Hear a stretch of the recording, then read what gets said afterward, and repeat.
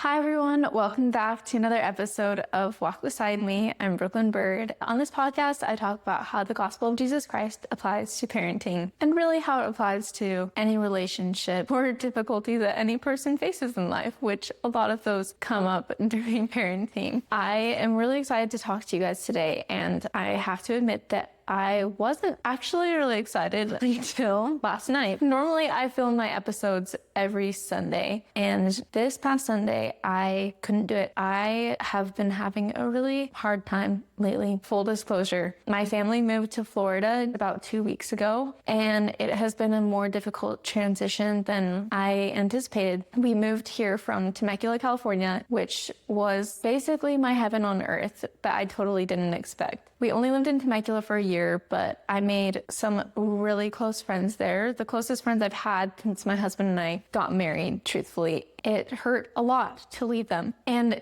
it also hurt a lot to leave Brea's friends. She made friends for the first time, and saying goodbye to her friends and knowing that we probably won't see them for a long time and they might not remember each other the next time they see each other was really hard. It's overall been a sadder experience than I expected. Don't get me wrong, I am so grateful for the place that we are in. I love Florida. We chose this place because it was our dream location. We took one look at a map and we're like, if we could live anywhere, where would we go? Where can we get beaches that are at least as nice as California's, but not pay as high of taxes? And so really, on paper, our conditions are wonderful. And yeah, I've been struggling immensely emotionally the last couple of weeks. And on Sunday, I was feeling especially down. I was feeling this whole body sadness that I might self-diagnose as situational depression. It's this feeling of sadness that your body is immersed in. When you're experiencing it, it's really easy to think that there's no way out of it. On Sunday, when I was supposed to record, I was just like, I don't think I can do this. I'm not worthy to tell people how to stay positive in parenting right now when I'm struggling so much. I'm so sad. And in my day-to-day interactions, I'm having a really hard time applying all the principles I normally talk about because I'm in this sad, low place. But yesterday, I was talking to my husband about these feelings, and today's Wednesday now, so we're 3 days behind schedule. But I was talking to my husband, and he said, Brooklyn, this is perfect. You don't want to be a podcaster that paints her life to be super perfect. Otherwise, no one will be able to relate to you or learn from you truly. It was a good reminder, and I actually have been applying some principles recently that are helping me get out of this rut. Today, I'm going to be talking specifically about how to remain kind and patient when you're stuck in a rut, and then also how to get out of a rut.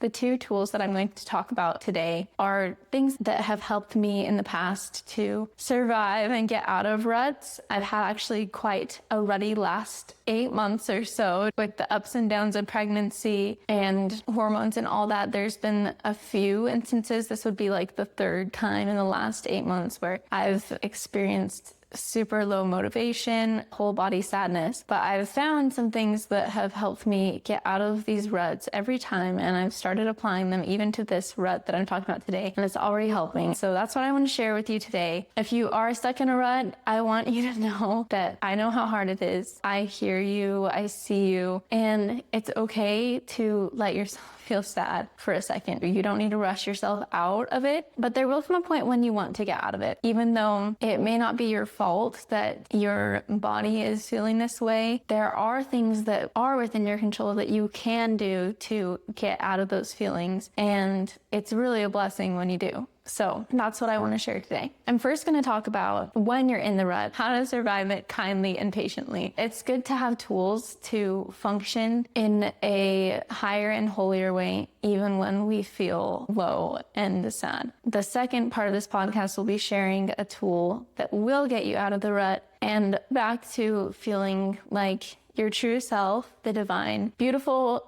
creator that you are on the inside underneath the ruddy feelings. So how does one stay kind and patient even when stuck in a rut? I know that when I'm stuck in a rut, it's really easy for me to be very focused on myself and the way I feel, very frustrated with the way I feel, confused about it, asking why, asking when is this going to end. And as a result of that, it's easy to interpret other people's actions, whether it's our spouse or our child or someone else, as contributing to our negative feelings or as just being really inconvenient on top of negative emotions we're already feeling. When we look at others and their actions this way, it makes it really difficult to treat them in ways that we feel proud of. And if we end up treating people in ways that don't align with our core values, that's not going to help us feel better. It's going to just send us deeper and deeper into our rut. So how can we at least treat people kindly even when we don't feel like being kind initially? And the tool that helps me immensely is one that I talk about all the time, especially on my Instagram. I feel like I've made a million reels about this, and I will just keep talking about it until the end of time. And that tool is taking the other person's perspective. I want to share 3 stories about how I've done this recently with Brea that will hopefully illustrate for you how powerful this tool can be and how helpful it can be for creating the kinds of feelings you want to have towards others even when you feel sad or down. Since we moved to Florida, Brea has had especially high proximity desires. Some people might say she's been really clingy, but that word has negative connotations and I prefer not to use it about my child. So I will say she has had really high proximity desires, which is kind of out of character for her. She's almost 2. She's able to walk and run around, get herself most of the things she needs most of the time. And this is not how things were in Temecula. Most of the time, she did want to be around me and hang out with me, but she didn't want to be held by me as much as she has been wanting to in Florida.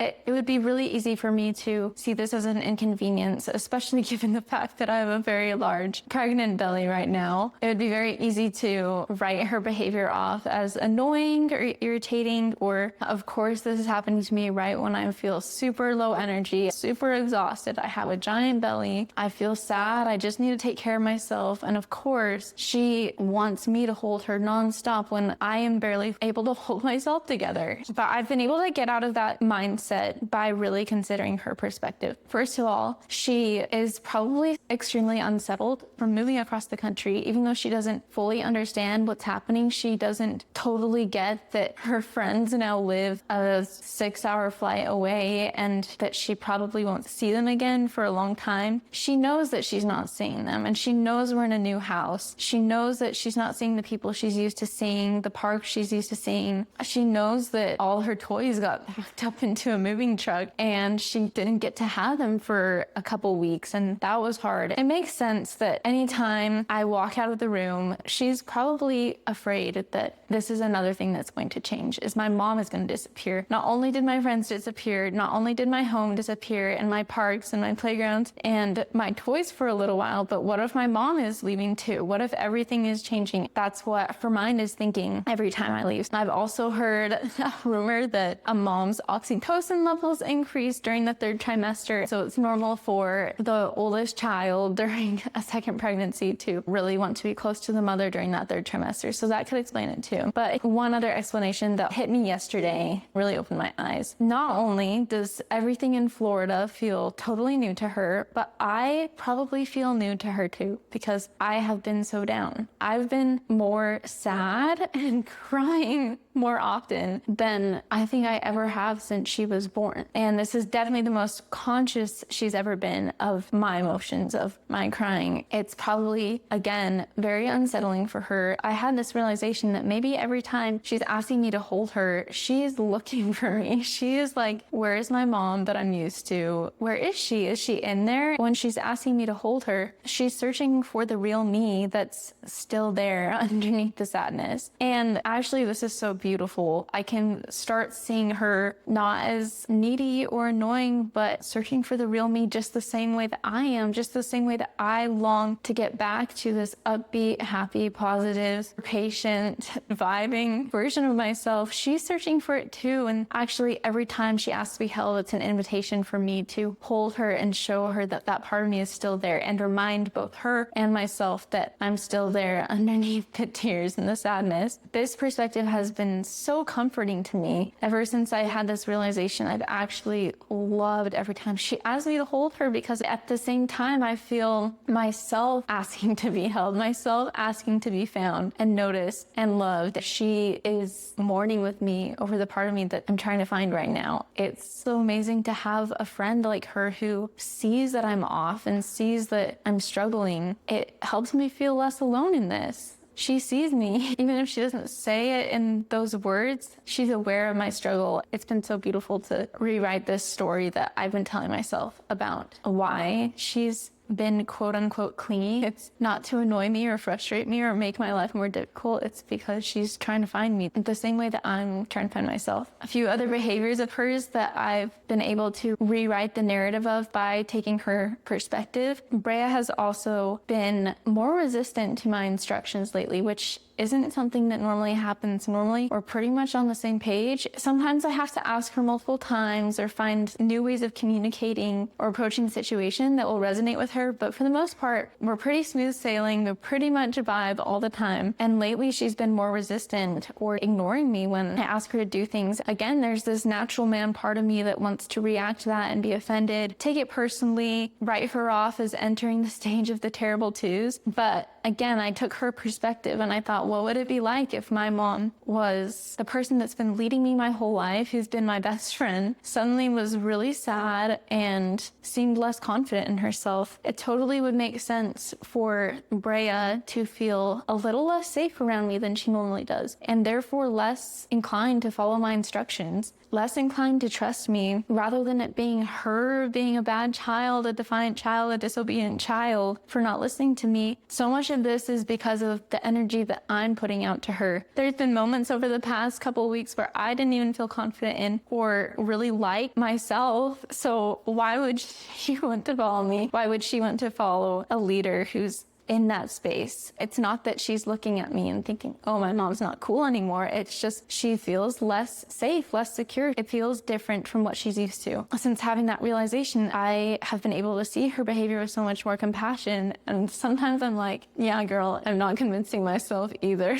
I need to take a step back and get back to my confident, sturdy leader place before I can expect you to really follow me. One other behavior that has been different since we moved here is that Brea has been tripping and falling a lot more often than she normally does, a little more klutzy than normal, and also reacting more strongly to the little bumps and bruises that she's been getting. When I'm in this sad place where I'm self-centered and I'm thinking how hard life is for me, when she acts that way, it's easy for me to paint myself as the victim. Of course you had to get hurt again. Can't you just walk? When I say it now, it sounds so silly because of course she's still learning to walk. She's not even 2 yet, but that really is how our minds can get in these moments. This victim mentality that's not serving us or our kids. Taking her perspective, I thought how if I struggled to walk as confidently and smoothly as all the giant humans around me all the time, and I was also confused about this new place I was living in, this new house. I didn't know where the things that I normally like are. All of that compounding a million times a day. So many moments of tripping, getting little injuries because I'm not quite as competent as all the giant humans around me. That would be so frustrating. There would come a point where even if something happened that didn't actually hurt me, I could see myself crying just because I was frustrated, not because of the physical pain, but because it sucks to be uncoordinated. I love this tool of taking the child's perspective, of seeing any behavior that I notice myself getting a little impatient about or a little bit offended by or finding a little bit inconvenient. As soon as I notice myself having those thoughts and feelings towards my child, I know it's time to take her perspective and start seeing things from her point of view. By doing that, even as I felt sad, I've been able to feel lots of compassion and patience for her, and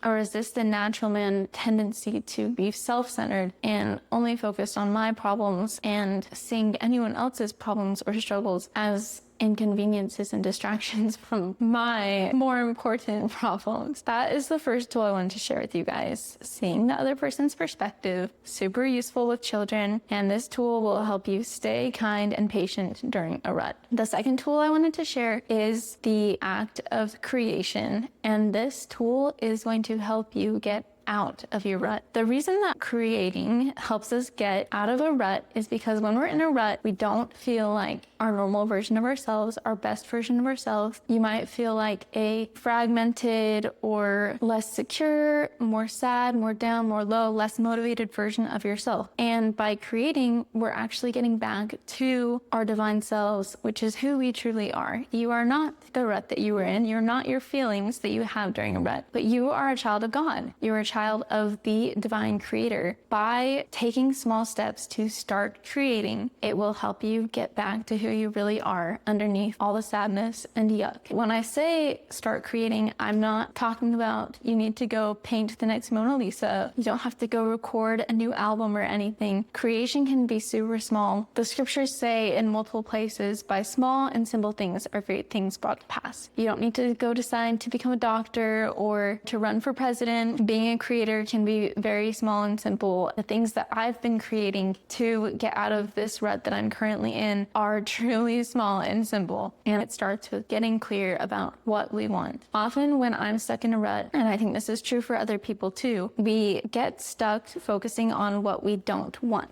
When we do this, we are consuming. We're not creating. We are consuming our surroundings and we make a judgment about them rather than using our agency to decide and visualize what we do want. We go throughout our days, and whatever happens, we make a judgment about it. If our baby wants to be held, we consume that experience and judge it as inconvenient. If we see dirty dishes in the sink, we consume that image and think, man, that's so annoying. I have to do all those dishes. I would encourage you, and this is what I've done for myself over the past 3 ruts I've been in, is write down what you do want. What do you want to see yourself doing during the day? What actions will be a gift to yourself? When you do this, really be careful. This is kind of like a goal setting exercise. But one mistake we commonly make with setting goals is we write down the goals that we think we should be doing. You might say, well, I probably should work out, or I probably should do a load of laundry every day. And I would argue that setting goals and defining what we want by what other people think we should do is not acting within the true spirit of creation. We are still consuming. We're consuming someone else's thoughts about what we should want. And so I would really encourage you to get extremely mindful about what are some small things that are missing from my day right now that I do want to have in my day that I could start creating. Again, this doesn't have to be, okay, I'm going to go get my master's degree. It can literally be so small and simple. And I'm going to tell you guys what I chose to start creating in my day. I came up with 6 things, but 6 might be too many for you. Even just one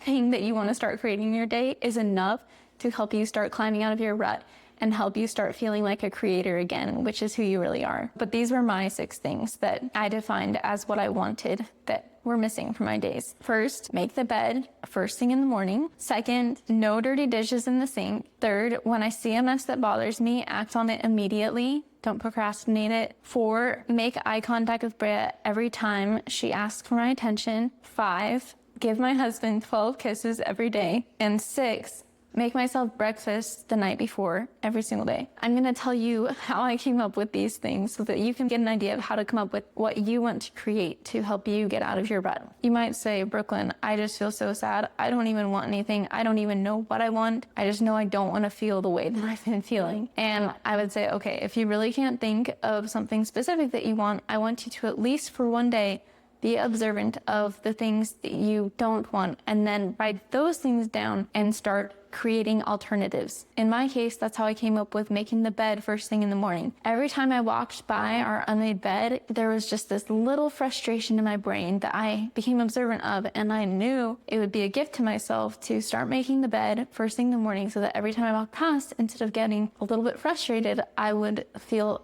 grateful for myself for making the bed. The same thing with the dirty dishes in the sink. Every time I saw dirty dishes in the sink, I felt a little grossed out, unhappy with the state of our home. And so I knew that if I can stay on top of the dishes, this is one small gift that I can start creating for myself to create the life that I want. I also observed that every time Brea asked for my attention, I wasn't responding in ways that I wanted to. And I knew that if I can at least make eye contact with her, that's going to hold me accountable to respond in a way that is kind and that I feel proud of. And it's going to boost my self-esteem every time I do it. The breakfast one, I would highly recommend, especially to any woman out there. There are lots of studies about how we need protein first thing in the morning, and it's so important for regulating our hormones. I observed that during this rut that I've been in for the past 3 weeks, I wasn't making breakfast for myself the night before the way I normally did in Temecula, and that meant that sometimes I was going a few hours in the morning before eating anything, and that was not setting myself up for success. I was feeling anxious and stressed. It literally puts your body in a fight or flight mode because your body is looking for food, looking for nourishment, and it's really hard to interact with people in kind and patient ways when we're in that state. And I saw this as one gift I could give to myself, one act of creation that I could perform to create the life that I know is going to serve me and be happy for me and my family. Finally, the kisses one. When I'm in a rut, I don't feel excited to be physically affectionate. I want to curl up in a ball and not see or talk to anyone. But I knew that that's not the kind of wife that I want to be. That's not the kind of marriage that I want to have. I've heard some fact about how 12 hugs a day is what's required to change our nervous system, something like that. And so that's why I came up with the number 12. But I did kisses because I know my husband appreciates that. Ever since I set these goals, it was only 2 days ago, but I have been feeling immensely better. And the cool thing is I don't have to be perfect at them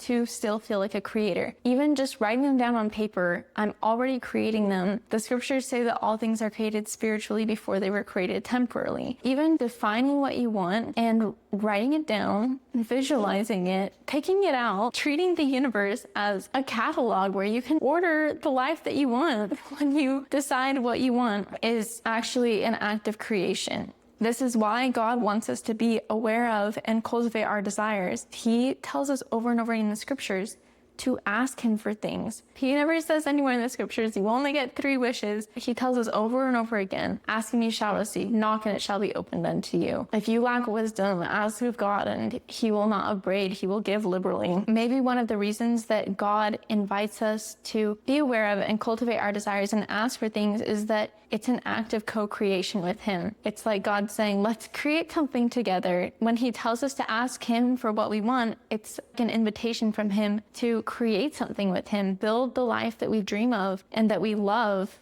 When I think of creating something spiritually before creating it temporally, I think of the creation story. God said, let there be light, and then he created it. And in the same way, simply by defining what you want to see in your day, what you want to see yourself do in your home, you can say, let there be a made bed, let there be a clean sink, let there be 12 kisses for my husband. And then you can create that physically too, as long as you're choosing things that you want that are within your control. It's interesting because a lot of people might recommend using gratitude and just being grateful for your circumstances and everything you already have in order to get out of a rut. While gratitude definitely has its place, and there have been many times in my life where gratitude has served me, there are also times where only focusing on the things I'm grateful for can bring with it a feeling of guilt, like, why am I even sad if I have so many things to be grateful for? I have been writing things I'm grateful for in my journal every single day since I was in high school. And while it's a great practice overall, it doesn't save me from getting into these ruts. But I can tell you that something that does save me is not only being aware of the things I have to be grateful for, but also being aware of the things that I want to create that don't already exist. And I don't think there's anything wrong with that. God isn't a parent who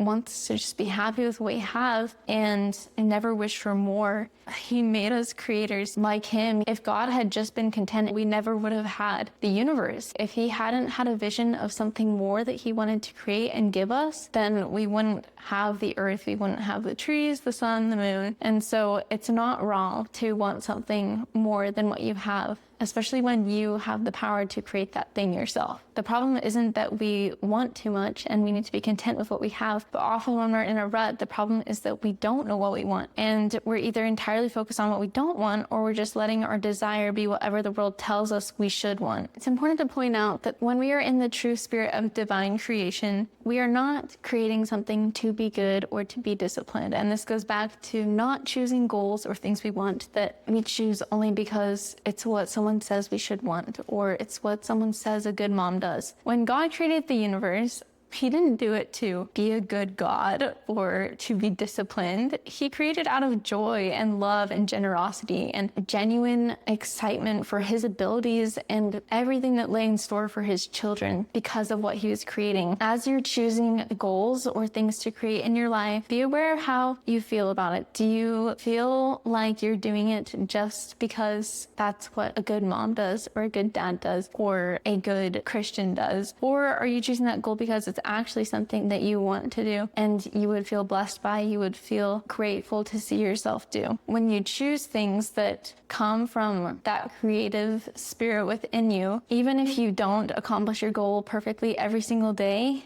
you will just be happy to have even set the goal in the first place. You will be happy to have defined what is going to make life more wonderful for you. Your self-talk won't be, dang it, I didn't keep the dishes clean in the sink all day. I'm so undisciplined. I'm so lazy. I'm so bad at prioritizing my goals. You'll just think, I didn't do that today, but at least I know that I want it and I know that it's possible for me. And because I've defined a clean sink as something that I want, it's possible for it to be created. And I have the chance tomorrow to give myself that gift. And when you accomplish your goal, your attitude isn't, oh, I'm the best, I'm better than anyone else, I'm so disciplined, I'm such a good mom. When you see that clean sink without any dishes in it, you're just grateful. You're so grateful that you identified that it was something you wanted in the first place. And you're grateful to your past self for giving yourself that gift. You can see the light at the end of that tunnel that you're in. You can see that you are able to create the life that you want, even when the sadness can feel overbearing. Some people might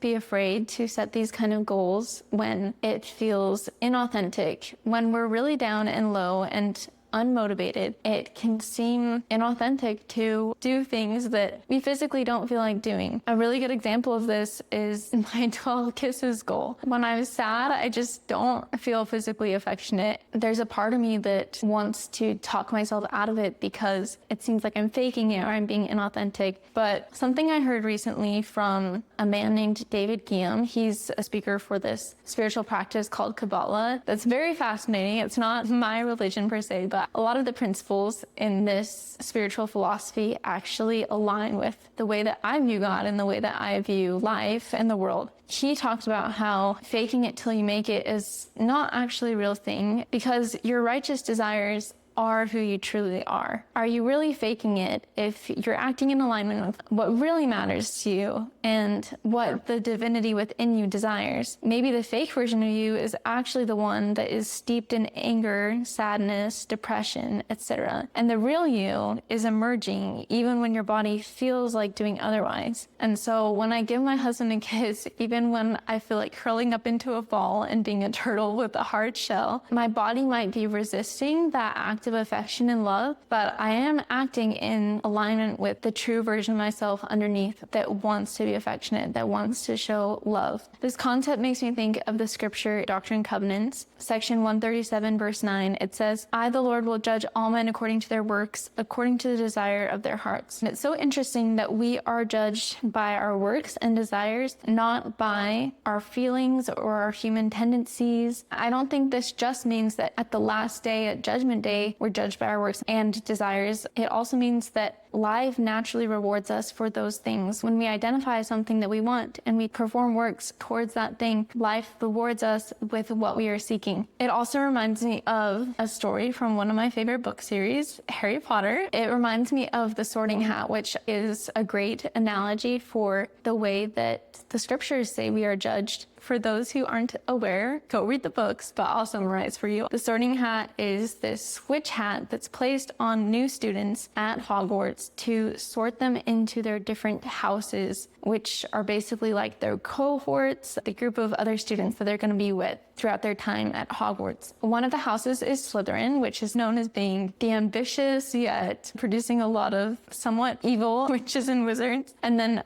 another one of the houses is Gryffindor. Gryffindor is known for being brave and bold and courageous. Harry Potter, when he puts on the Sorting Hat, he really wants to go to Gryffindor. However, on paper, there are lots of reasons why he should be sorted into Slytherin. He inherited some of Voldemort's abilities when Voldemort cursed him. For example, Harry can speak to snakes, which is typically only done by people that were sorted into Slytherin. So on paper, it actually looks like he should go to Slytherin. When he puts on the Sorting Hat, it says he gripped the edges of the stool and thought, not Slytherin, not Slytherin. And then the Sorting Hat said to him in his ear, not Slytherin, eh? Are you sure? You could be great, you know. It's all here in your head. And Slytherin will help you on the way to greatness, no doubt about that. No? Well, if you're sure, better be Gryffindor. Harry is super grateful to have been sorted into Gryffindor, but later on in the second book, he has a little reckoning moment where he wonders if he really should have been put in Gryffindor or if Slytherin is actually where he belongs. He talks to Dumbledore, this wise old professor, about it, and Dumbledore says to him, "It is our choices, Harry, that show us what we truly are, far more than our abilities." I love that quote. It aligns perfectly with this concept of being judged by